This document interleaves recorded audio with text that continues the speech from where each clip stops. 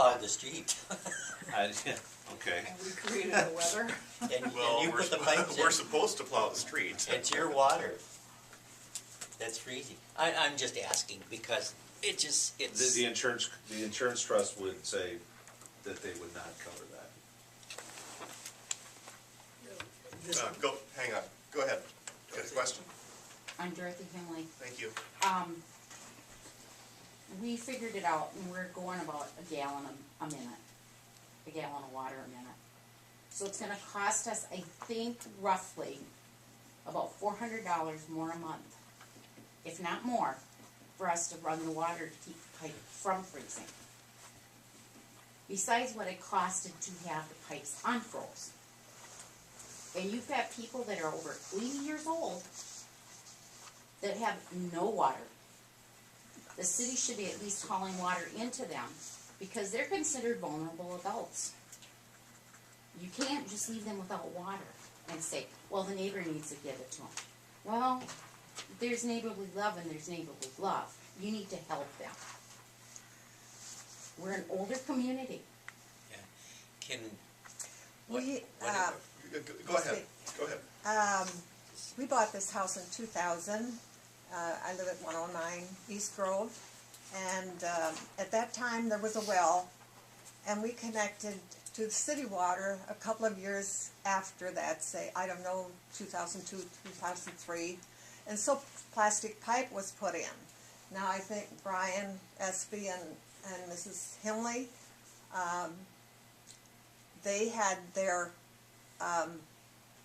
pipes thawed by a welding company out of Winona, and I had them come over and look at our situation, and they said they determined we had plastic pipe, which was correct, and they said they couldn't use their equipment in plastic pipes. And so then Brad Voxlin came up to see if he could steam it out.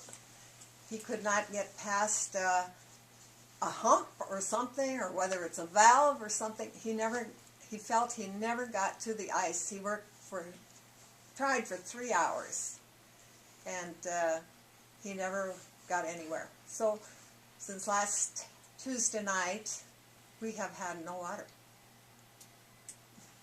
It's a lot of fun. I've thought about going to Florida. Every condo in Florida is full up. There's nothing available. So Plastic where pipe are is you getting your water now? We are.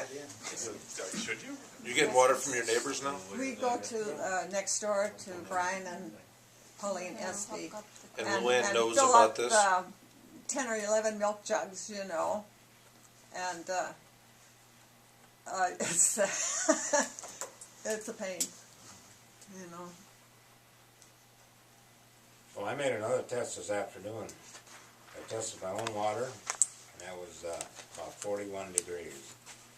Then I went over to my other house over there. It was 36 to 37. A couple houses downtown, I checked them, and they were at 38, 39. That's only 5 degrees away from freezing. Yeah. So, I think what the city ought to do is if they get to 38 degrees, get a thermometer and check their water every day. If it gets 38 degrees, we ought to call the city here and have the individual turn his water on so it don't freeze. Because that frost is going down more. If it warms up, she'll go down another foot.